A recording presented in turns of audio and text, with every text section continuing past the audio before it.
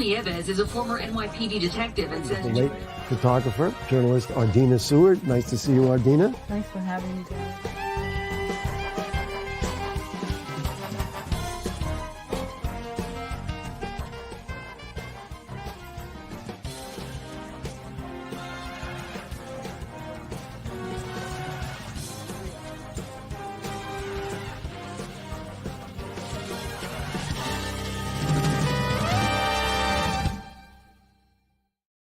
All right, I'm going to give Angel a little applause because I love that intro. And I'm going to give the audience an applause for joining in. And as I had mentioned before, we are building, we are growing. I want to thank all the subscribers. I want to thank all the people who are tuning in to these incredible episodes. We keep, each show gets better and better and better. We keep getting more guests, we keep getting more information, which gives us the opportunity to be able to inform you on your pet detective. And tonight we're going to have, to say it's a repeat, it's not a repeat because there's more new information. We had some guests on last week, Allison Spencer and Meredith Festa, who are engaged in helping migrants, Afghan migrants in particular, with their pets, and basically just getting people over here who are fleeing a terrible, terrible situation. So this is part 2 of Your Pet Detective. It's the aftermath. But before we start, I want to give my condolences to a very huge animal activist. He actually, here he is right here, Bob Barker, for over 35 years in The Price is Right. But not only that, because The Price is Right, is because he's a huge, huge animal activist. He dedicated all his life, him with Betty White. And he, in every single show, that's what I got from him, he says to spay and neuter your pets, to stop the population.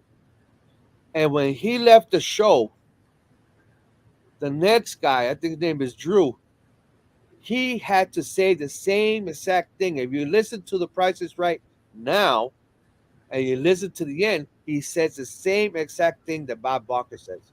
So that's what he wants. So rest in peace. I know he's watching us from above. And, well said, Angel. Well said. Can't beat that. No. So let's start the show.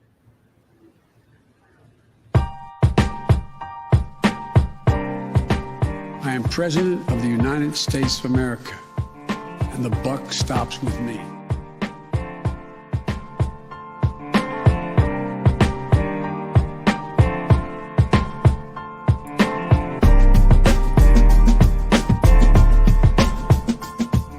Being affected by mass atrocities. And this occurs on a regular basis. The 2021 Taliban takeover, the 47-year-old started helping Afghan veterinarians fleeing with their families. If we don't help each other. So please, just keep reminding your politicians to do better. Don't talk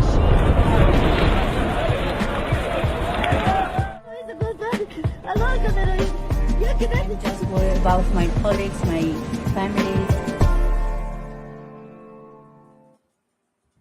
Well, folks, you saw the video. I'm going to be the bad guy here because contrary to what the president said, the buck stops here. The buck didn't stop there. The buck continues to go on. And, without getting myself in hot water, I am going to defer to the guests, Allison Spencer and Meredith Festa, who have been very active in helping Afghan refugees. Last week we talked a lot about the attempt to reunite Afghan refugees with their pets, and it's an ongoing effort. So, what has happened between last week's show and this week's show as far as you're continuing to get Afghan refugees out of Afghanistan and to help their pets get relocated to a safe haven. There you have it. Dogs wanted to talk. So, Allison, we can start with you, and then we'll go to Meredith. Allison, what's been happening on your front? A lot of the same. Calling MVC, the National Visa Center, trying to get updates on the status of the cases of the people that we're working with.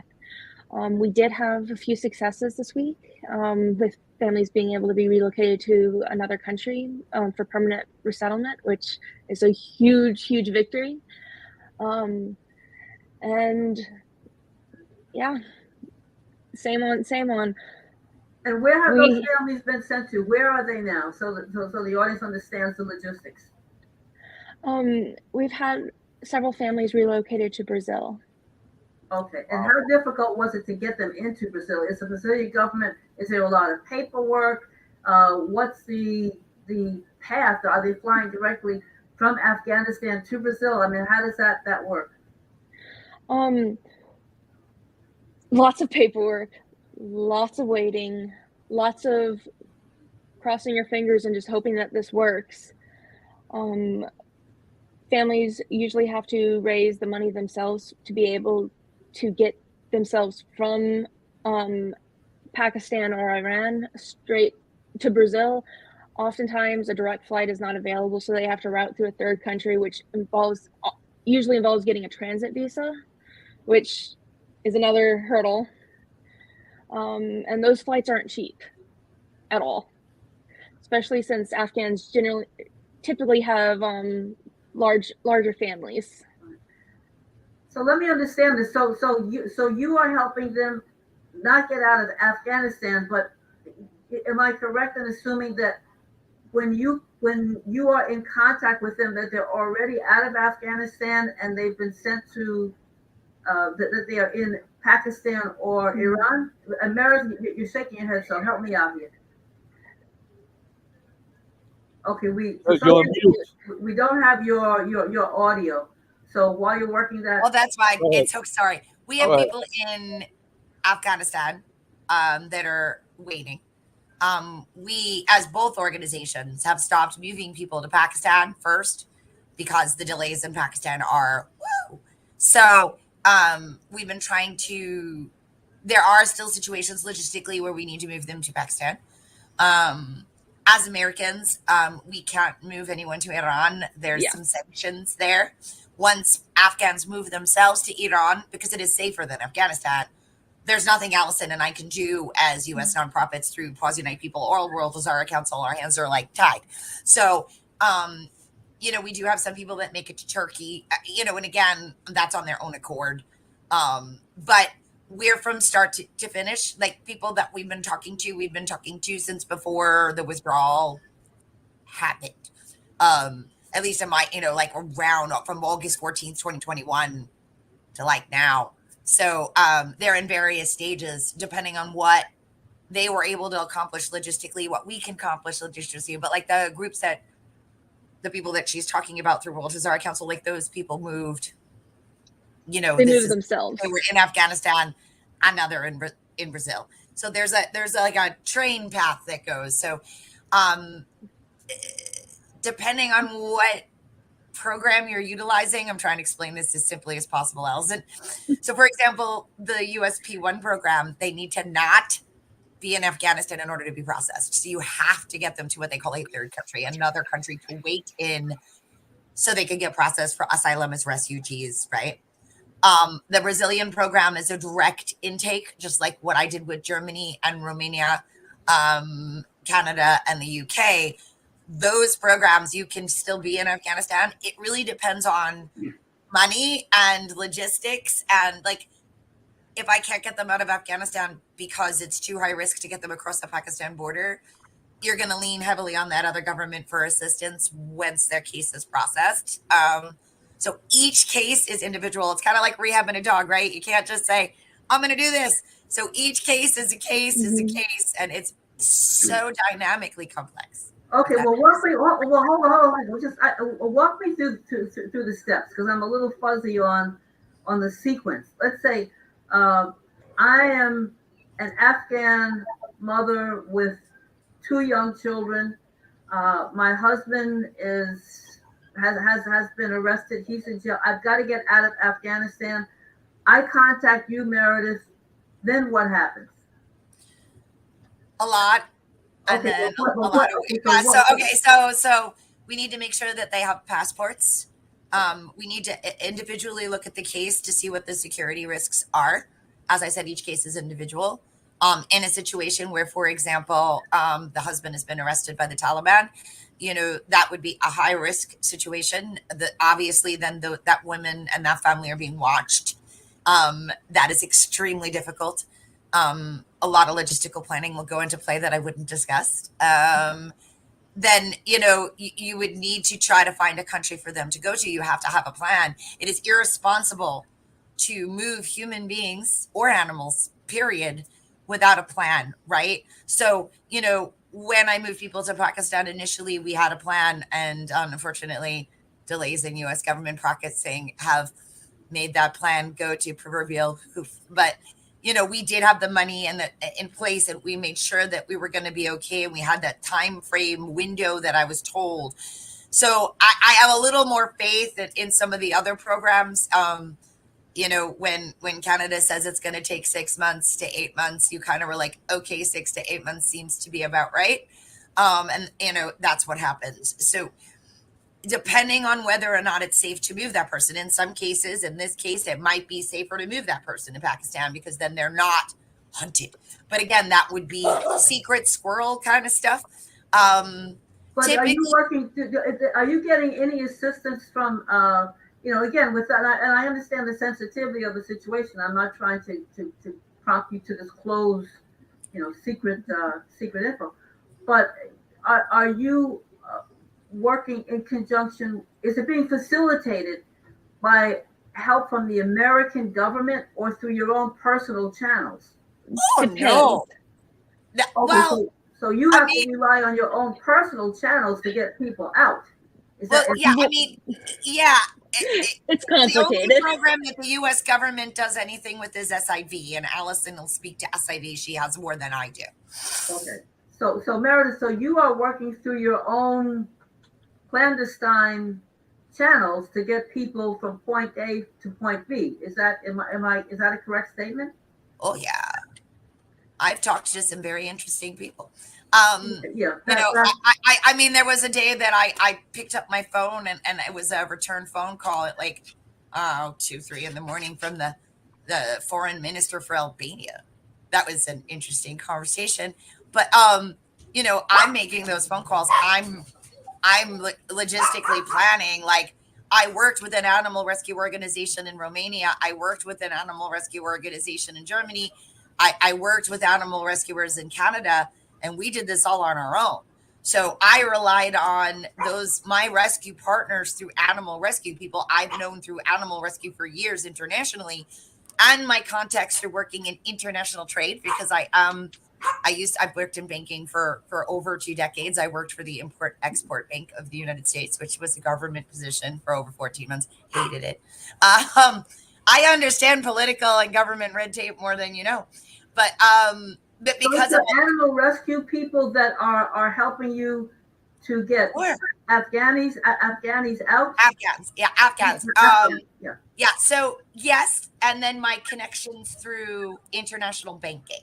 So between my banking connections, my 2 lives, so to speak. So between my banking connections, my Maasai work, because I do know people that work in human welfare from working with Maasai, and I know you spoke to Chief Joseph before, and then my work with animals. So those 3 buckets sort of came together to form the perfect triangle.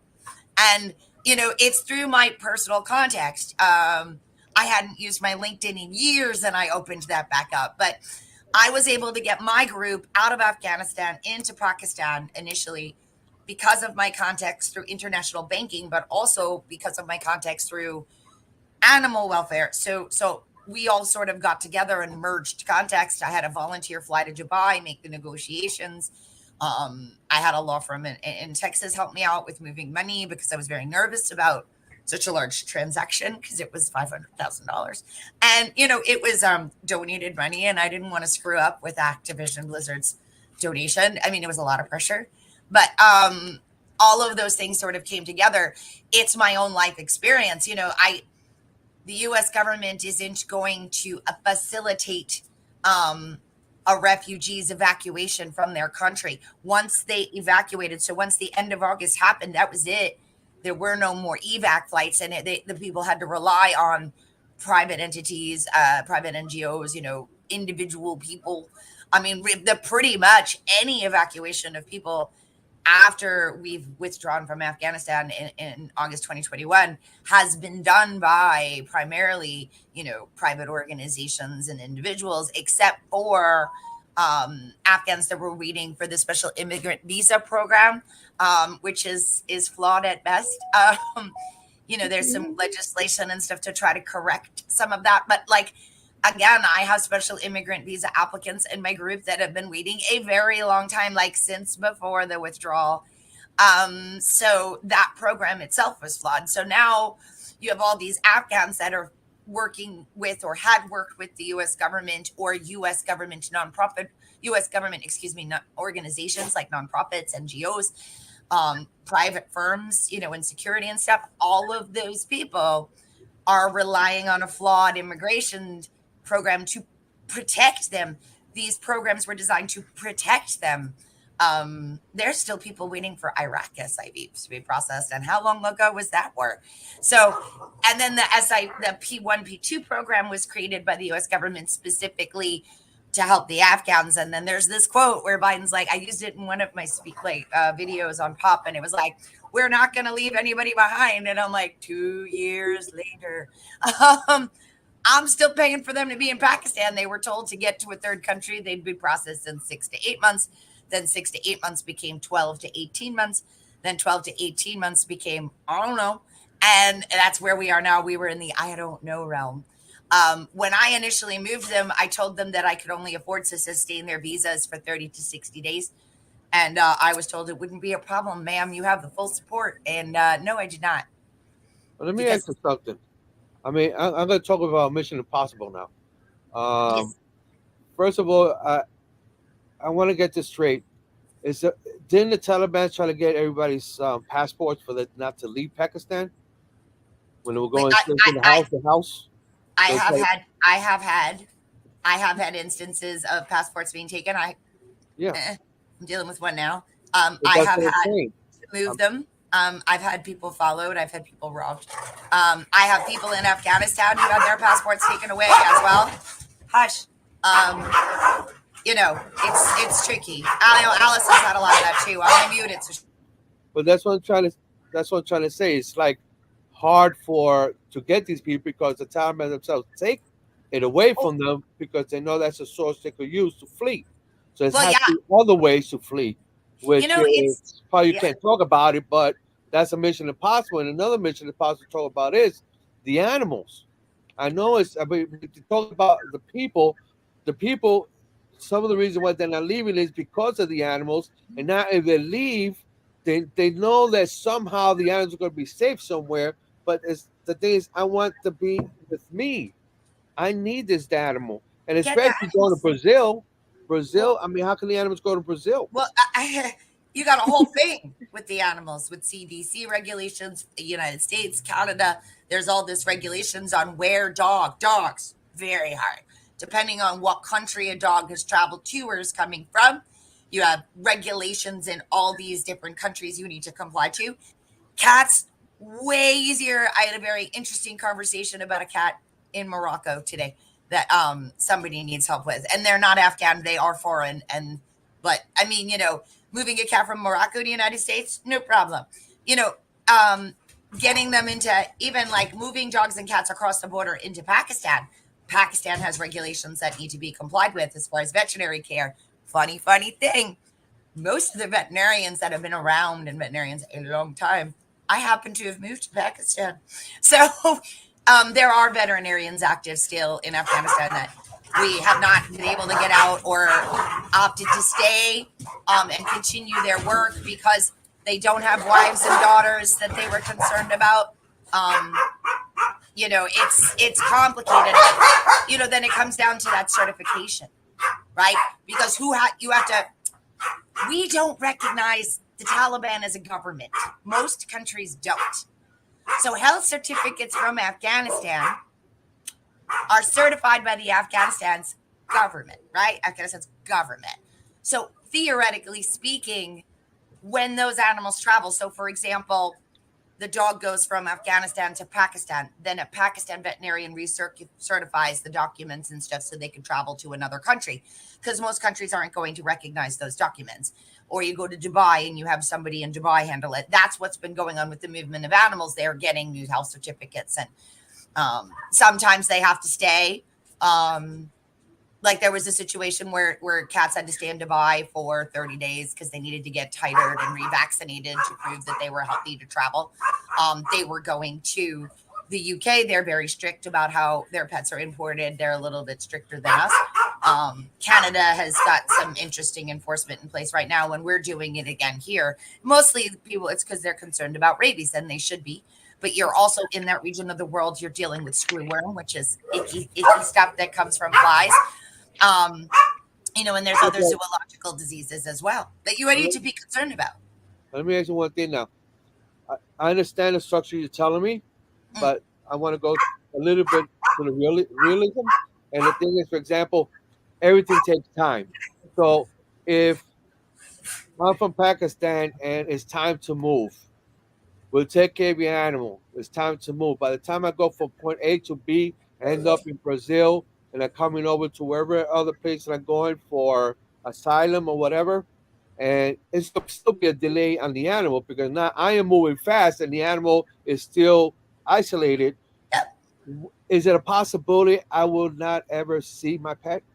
In the case of, there were the two dogs I did with Canada, those two dogs, it was almost a year before those two people saw their pets again. I have some great rescue friends in Pakistan that are extremely helpful.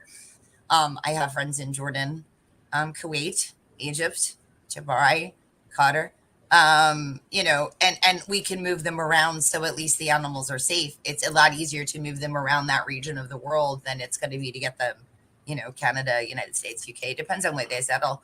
But for example, birds are impossible. And Dr. Tehera, I know you put her in her interview. She's here in the United States, and I don't know if she's ever going to see her bird again. Because the bird is that's difficult. It's difficult to move birds, but it's. I know that there's animals here in the United States that are with fosters that are owned by people that I am protecting in Pakistan right now. The animals are here and they're not.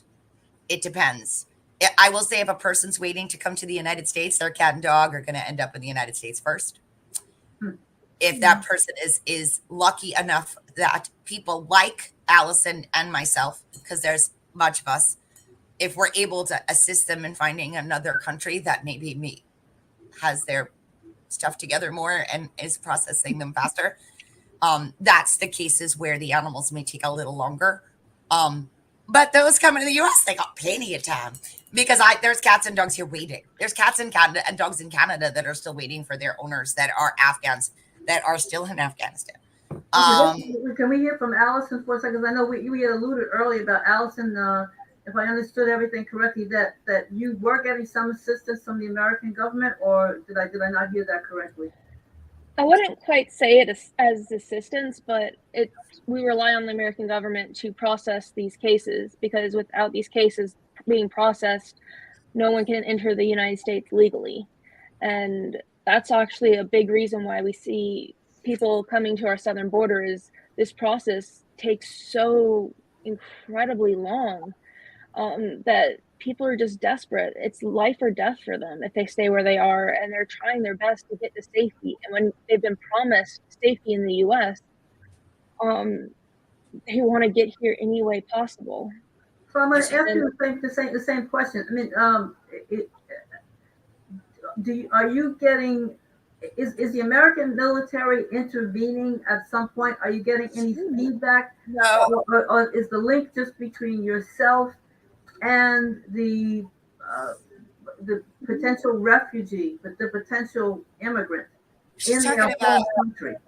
It's the SIV program, Allison. So like when she had asked earlier about the SIV, like SIV is the only program available for an Afghan where the U.S. government would facilitate the travel. Okay. So if you want to explain how that works, but it's Yeah. monetarily, none of them get money. No one gets paid or rewarded. Okay, so Allison, so can you tell the audience what SIV stands for?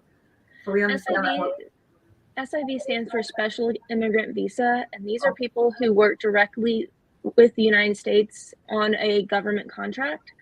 They either work with the Department of Defense or the Department of State, and it is a very lengthy process. I have some cases that have been pending since 2016, 2018. Wait, 2016? Yes. Jesus Christ. And hey. It takes forever for these cases to be processed.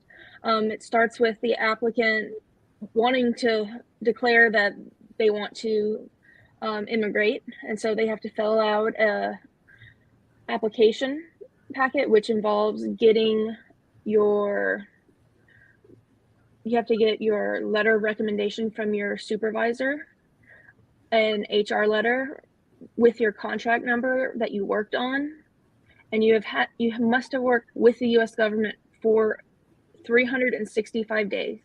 If you have 364 days of work, you do not qualify. And then after you get all those and a bunch of other things together, you submit that to the State Department, NVC, the National Visa Center, and they review your documents. And if your application is approved, NVC sends the approval letter to the applicant, and if it's not approved, they send them a denial letter saying that you were denied for such and such. And we've been getting some very ridiculous denials. Like I don't even want to get into that. I'm just curious because the whole thing. So I'm not going to say it's a scam.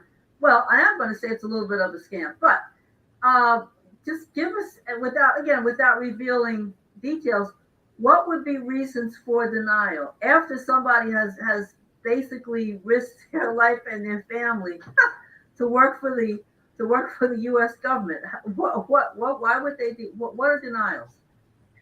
The main reasons for denial are insufficient length of qualified employment on behalf of the U.S. government, unable to verify an HR or a letter of recommendation. And sometimes we've had cases where no one ever reached out to the person who wrote the HR letter or the letter of recommendation. Money, or shady people wanted money, Allison, because I have some of those. But there's no record keeping in Afghanistan. Well, basically, I mean, record keeping in Afghanistan, I would venture to say, is vastly different. No, this is U.S. government. So I'm an Afghan person, okay? I worked for a U.S. company that was contracted by the U.S. government to build a military base. And when I was on that military base, I assisted U.S. troops with translations, negotiations with unscrupulous people, things of that nature.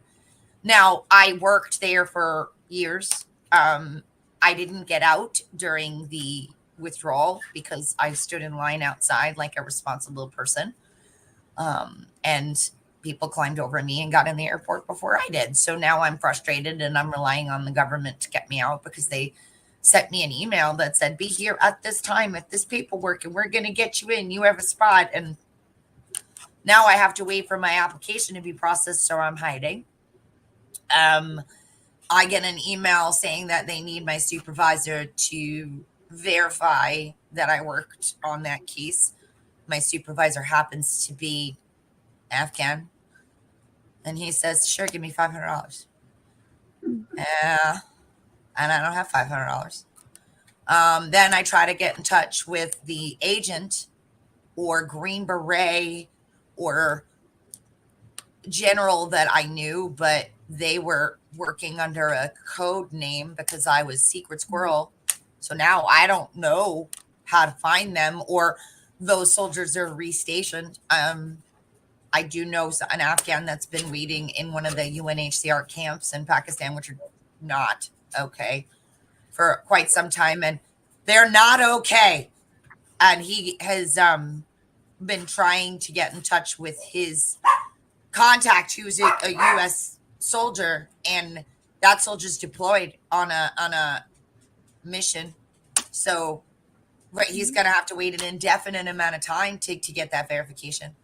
So it's very difficult. Like my group is the same thing with the P1 statuses too, when you're waiting on verification. Like I can verify that my veterinarians and shelter workers had all these documents and these letters, and that I spoke to these people and they said they knew them and that they had backings from U.S. government employees and officials. 8 ways to Sunday. I can show you email records, proof, video, phone calls, the whole nine. Doesn't matter unless that person answers that message. And when they don't answer that message because they're busy, things are delayed. So the program is flawed. I said this to a reporter the other day. The withdrawal was like the Cabbage Patch Kid riots. It was chaotic. If you're old enough to remember that, people were beating the crap out of each other for Cabbage Patch Kids, and all the parents that stood online didn't get a Cabbage Patch Kid. All the kids who had responsible parents did not get Cabbage Patch Kids for Christmas. Now Macy's and Toys R Us and Ames and all the stores figured it out. So next year, everybody got their Cabbage Patch Kid for Christmas. But unfortunately, department stores selling toys did a much better job, because Afghans stood in line and Afghans were waiting to get in, and it was chaos at those gates. People were hurt. People were beating each other up because unscrupulous people will do unscrupulous things. But they all wanted to escape. There were people Hundreds were killed. People were hanging on a plane. And again, those people did not have valid pathways to the United States. Exactly. They're waiting in locations while we figure out what to do with them, because they didn't have a valid pathway. But that doesn't mean you don't help the people who have valid pathways. So all of these people who stood in line with their documents and waited for now almost 2 years are still waiting, because our government can't figure out what to do with the ones that weren't supposed to be there. But they're two separate issues. How many of your and you can choose to answer, or you can just tell me that you have no comment, but how many of your clients, the people that you're helping, have just said, you know something, I am not going to be able to get out of here legitimately, so I'm going to hop a plane to Mexico and take my chances? None. Well, they have these conversations, and then I tell them not to do that, because that is not a response. That is not safe. That's not responsible. It is not safe. And then what happens to those Afghans once they get here is they just get that they can't work. It is not, that is not bettering your life. It's a short. But there are a lot of Afghans right now that are trying. There are a lot of Afghans that are saying. Yeah, it's less than you think. It's less than you think. It's a very small amount. It's a very small amount of Afghans that are crossing illegally in the border into this country. And most of them get deported back to Brazil. But it's a small amount. Many of those who do come through the southern border do legally present themselves after they've crossed the border, which is a valid way to claim asylum. It is to claim asylum, you must be on U.S. soil. Right. You cannot be on. You can't still be in Mexico. You have to cross to be able to claim asylum. Which raises the point. And I mean, I'm not advocating for it, but look, if you're an Afghan and you're stuck in Pakistan, or God forbid you're stuck in Afghanistan, and somehow you can get into Mexico and then you get into the United States, the chances of you're being deported back to Afghanistan are zip to none. So the worst they're absolutely not. And that is why they are. Oh, no. So you're not going to get sent back. The U.S. government will deport them to wherever country they came to, and then that country may deport them back to Pakistan or Iran or wherever they came from, and then they get deported back to Afghanistan. So those who get deported from the U.S. are not safe in the country that they are deported to. Okay. And that is one thing that's so aggravating for those of us who've been working on this, because trying to explain this and try to also, like, no one just understands how U.S. immigration works. I didn't understand how it worked. I knew that our immigration system was messed up, but I had no idea just how broken it is until I started doing this. And I mean, it's just mind blowing. So, and ready? then we have politicians going off and saying that they want to actively open fire on people trying to cross, when some of these people are valid asylum seekers and they have a legal right to claim asylum and have their case heard. But but there are so many instances where people are being deported before they even have a chance to present their case to the government to even be considered for asylum. Because unscrupulous people do unscrupulous things. And we unfortunately are in a time in the world right now where people seem to forget that one has nothing to do with the other. Right. So it doesn't matter that these group of morons did a dumb thing and shouldn't be here, because the rest of the people, the larger number that did the right thing, are paying for a price of a crime they didn't commit. They did the right thing. And the stuff, and they're dying for it. And the stuff with a 22-year-old boy was a 22-year-old boy, no matter where you are in the world. And I had a very moronic, and I love you if you watch this, 22-year-old boy to go to Turkey. And I told him not to. And then from Turkey, tried to go somewhere else. And then he got deported back to Turkey. And then I scrambled to find money to get this kid the visa and the documents he needed in Turkey, because they wanted to deport him back to Afghanistan. And if he got deported back to Afghanistan, I wouldn't have that 22-year-old boy driving me crazy. Not part of my original group, just a kid I helped that I met online that I just felt bad for logistically. It's just logistics, because they don't understand English is their third, sometimes fourth language, let alone second. Things get lost in translation. Especially like they're in Brazil, everybody there's Portuguese. So now you have people that speak English as a second language speaking to you, and you speak English as a second or third or fourth language.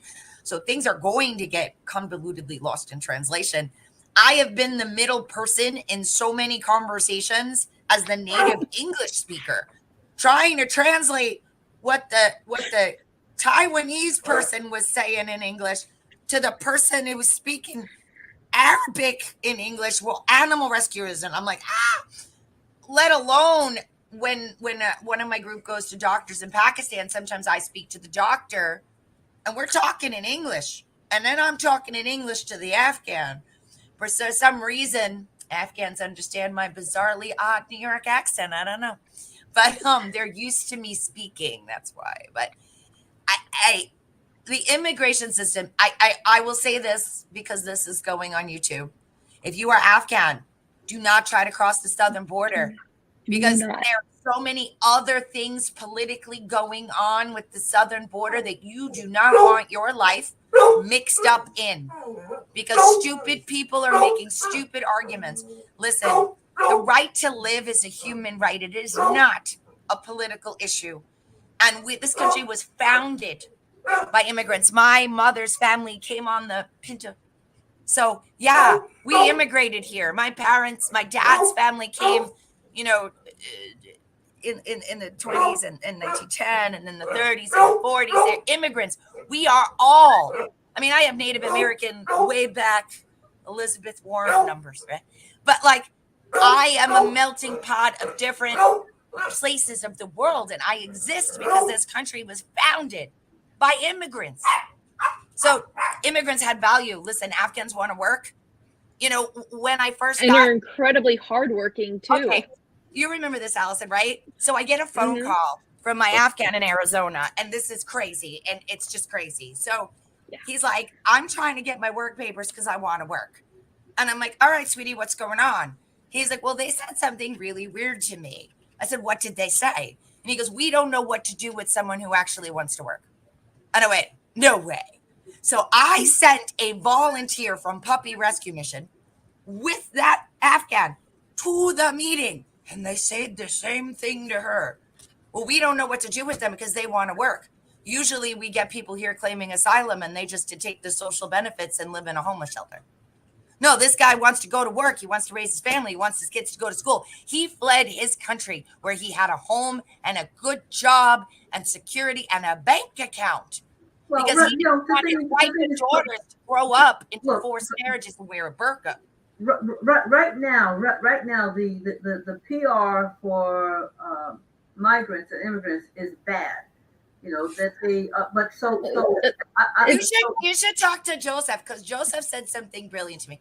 Do not call them migrants. Do not call them refugees. They are just people that right. Those are not my words. Those are the words that are blazing across the headlines, blazing across CNN. Yeah, to make them look awful. Also, exactly. So it's propaganda. So how would you? There's a difference between a refugee and a migrant. A refugee is someone who's fleeing persecution, a well-founded fear of persecution based on race, religion, ethnicity, gender, or gender identity. And Afghans are not migrants. Afghans are refugees. A migrant is someone who is trying to immigrate to seek for better life.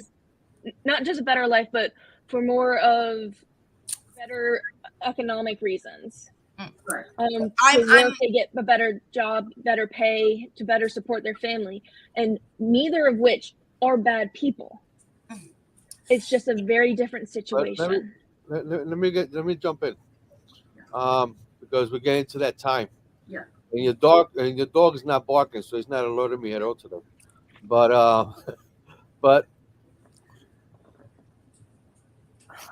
I even lost my thought about the dogs. I see the dog coming towards you. He's from Egypt. He's an immigrant. Okay. What is the government of the U.S. doing now for the Afghanistan? What are they doing for them? Instead of talking, what action are they doing? Because he says lip service. Meredith says it best. About as much as Baby Shark watching Step Brothers. Not a lot of talk. A lot of sorry. Not enough. Do better. I said he was going to bring everybody. He was going to bring them in. Do better. You know? I mean, all these people that actually helped the military because of the language barrier. Are you helping them also coming in, or if they're on their own, or they got nowhere to go to because they're hiding from the Taliban? All the above. If I didn't pay for there's people in my group, if I wasn't protecting them, would have died. There was an entire family, mother, grandparents, whole family, interconnected, U.S. government, German government, lots of government jobs, Dutch, all over the place. They're all in Germany. 1, 2, 3, 4, 5, 8 different generations. Wow. If I didn't get them out to Pakistan, dead. Car blew up, car shot at, phone calls in the middle of the night. Moved them twice. I paid for them in Pakistan for almost 2 years. Now they're in Germany and they're alive and they're safe. You know, if that didn't happen, dead. Waiting on those visas, the SIV program, P1. If I wasn't there to intervene, dead. I mean, and I know that because I lived it. Because I have people hiding and I don't have enough money to get them out or safe or keep protecting them. If I run out of money, and I want everyone to understand something. My group is so scared that I am not going to pay the rent and they're going to get killed. So it sounds I have to live with that every day. Because why? Because we can't figure out how to get a kid a Cabbage Patch Kid. Those people waited online. And if a toy store can figure out how to give a kid a toy and revamp a list in 1983, we can't figure out how to process people that were supposed to be here, that have letters from congressmen and senators and U.S. embassies and government generals and background checks up the wazoo. But because there's this group of people that we don't know what to do with, and people are worried about, America and they're going to come here and they're terrorists. And I'm like, listen, you saw that video, Dr. Hara petting a cat in my building. There is no universe where that even makes sense. Veterinarians and shelter workers and librarians and teachers and translators and engineers and architects. Doctors. They're not just translators. One of my higher risk people is like a civil engineer. He's an educated, well-traveled, worldly person. He's just a good kid. And I'm old. I'm calling him a kid, but he's, in his late 20s. I just, not what you think. Most of the Taliban aren't even really Afghan. We just like to make excuses. Propaganda is a powerful tool. Governments use it all the time. When North Korea does it, we clearly see it. But when more civilized governments, I think so. We're getting, as I said, we're winding down to the end of our hour. But both of you make very important points, because the people that you are helping, the people that you are trying to facilitate passage, are not just are not people. We have children of American citizens still waiting. Right. Well, they're not people who are on the public, who want to be on the public dole. These are working professionals who can help out Americans. We have a doctor shortage. We got a shortage of engineers. We have a shortage of architects. We have a shortage of nurses. And these are all people who could come in and they want to work. Granted, they may have to go back to school for a year to come up to speed, but they're coming in with the necessary skills. Understand something very quickly. The Afghan Adjustment Act has not passed. Adina, the Afghan Adjustment Act has not passed. Dr. Tahira is a veterinarian. I can't get her veterinarian certification in the United States so she could be a doctor of veterinary medicine, because her asylum status is going to end. So nobody will invest in that woman, because they're like, well, in 2 years, she's not going to be able to work anyway. So if the Afghan Adjustment Act doesn't pass, so that woman has been in this country for 2 years and still can't be a veterinarian because we can't get her the certification she needs, because she still doesn't have the proper status in the United States. She's working as a veterinary assistant, but she's a day doctor. Though. But Alina, I don't know if you heard what Alice said. American citizens are still trapped over there. They're children. They're children. American citizens who must register their birth abroad at a U.S. embassy are still stuck in Afghanistan because of bureaucracy. That is, my stutter is coming back, because that is just how if this is a naive question, how the blank can American citizens be kept in a foreign country and not be able to return to the United States? Because they're under 18 and their parents' paperwork wasn't finished. It takes a long time to register a baby born overseas. Well, not only that, but oftentimes the father is an American citizen, the mother is an Afghan citizen. And because the mother does not have citizenship yet, or does not have a green card granted yet, that child is not automatically a U.S. citizen. They become a U.S. citizen once that their birth record is recorded by a U.S. embassy. And then let alone we can't do that in Kabul anymore. Yeah, and then the family separated at the airport. There are families in the United States where it's a child and the mother, but the father and the rest of the kids are still stuck in Afghanistan or waiting in Pakistan or waiting in Turkey, and they can't get reunified. Tahira's entire family is in Pakistan, and I pay for them every month. Their daughter's here. Tahira's husband's father is being treated for terminal cancer in Pakistan, and they may not get to see their parents because we can't get our proverbial snip together. And there's no reason. So you're telling me a 70-something-year-old man who's got cancer is a risk to this country? His son's been working here for 2 years. Process the document. I'll pay for it. I will put it on my house.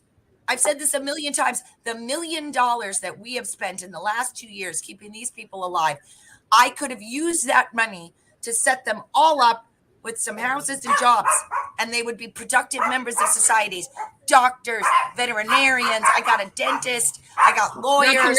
if you had spent the same amount of money that you spent keeping them safe in Pakistan, you could have bought each of them their own home. Oh, and I know. I did pay that their math. mortgage outright. Well, I mean, this is again to be continued. So we are Again. coming to again. This may end up being a part 3. All right. So And this Angela, is- I'm gonna let you have the last word here. And this is a half-an-hour show. Well, it exceeded the half hour by a lot of time. So Angela, We could keep talking and talking and Oh talking. my God, I could see that. You know, but listen, the thing is, ask us how we're doing, because the first thing out of our mouths is usually Afghanistan, and then well, the thing is this. I mean, the promises was given by our president did not happen. Have private people like yourself, your organization, out of your own pocket, helping out others.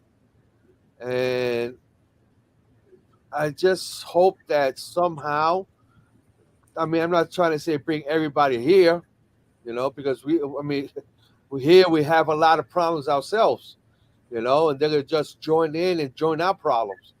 But, you know, somehow help them out. I don't know how. I mean, Well, I don't yeah, even- very I simple. don't even think they're going to get their own country back. Not now. Angel, like if someone's willing to help them. So you had an organization like Pause United People, and we had some money, and I could have given people jobs, and I could have set this up differently. But there's organizations that want to help people. If somebody's willing to sponsor an Afghan family, there's no reason why they shouldn't be processed, because you know what? They did that for the ones leaving the Ukraine. Okay, so That same program. So could then be what they applied have to to do Afghans. is they have to go to World Hazara Council and Paul's United People and donate. And you already know what's going on. You heard us on part 2 on a half an hour show. You see what's going on. You hear what's going on. You hear from firsthand. People, press the politicians. Press them hard. We give a lot of taxes. They spend a lot of money, and what they promised did not happen. It would have been a lot cheaper if they would have kept their promise. I'm not a politician, but this is the way I see it. Okay, but our show is already an hour, and we got to go. So, Ardina, anything? there's only one other thing that pops in my mind. I know I said I was going to give you the last word, but this is my scattered brain.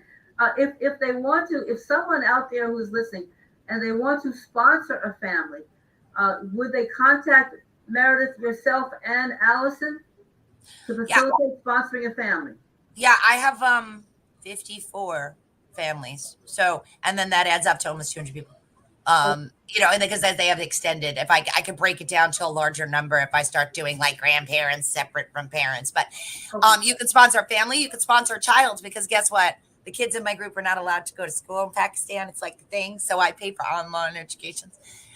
We do have some kids that are going to private school. It's not cheap. You know, I know that we have World Hazara Council. We have a lot of families. We have a lot of girls and women that need an education, even in Afghanistan. So there are online programs that we can purchase for them. They're very expensive. We got an estimate the other day for $50,000 to be able to give the ability for Afghan women and girls to go to school online. I don't have. If they want to bring a family over, if a family. Oh yeah, sponsored a family. We don't have the ability to do that with Afghans. Only Ukrainians, Ukrainian people can do that, but not with Afghans. But if we are collecting people that would be willing to do the sponsor circles for Afghans, I do have a small list that I've started, because we need 5 people to sponsor an Afghan family. So I'm starting to compile that list, because I'm hoping that they open that program to Afghans, because it would be amazing, awesome sauce. And I'm not in a financial position to pay for everybody, and I'm not allowed to pick favorites. Okay, but the mechanism is in place. So, but yes, and then right now on my website, though, Afghans cannot be sponsored with the U.S. government yet. Only people from the Ukraine, and then there's the welcome. It's some in Africa. There's some people already waiting in UNHCR camps, but they won't let you sponsor specific Afghan families yet. But we're pushing for it. We're pushing for it. But that being said, we do have my families in Pakistan that are valid pathways to the United States that we could use help with. I mean, it costs about $180 a month for me to sponsor a family between food and regular expenses, and that's like a family of 4, right, on an average. And the rent on my apartment rent is varying because I have a bunch of them, between $300 to $700 a month per unit, depending on how big it is. Because I'm not talking like tiny apartments. I'm talking I have like 20 people in an apartment. It's huge. Yeah. All right. So that's it. I guess we can end on that, Angel. Correct? Yes. And the animals, the dog food's expensive. Everything is. No. Dog food in other countries is imported, and it's a little pricey. All right. Well. All right. Too. All right. So people, you heard it. Please donate. Please help. You're helping the animals. You're helping the humans, and humans and animals are together. Stand up for our own. These are our people. Stand up for your own, man. Always stand up for your own. Get their 6. So people,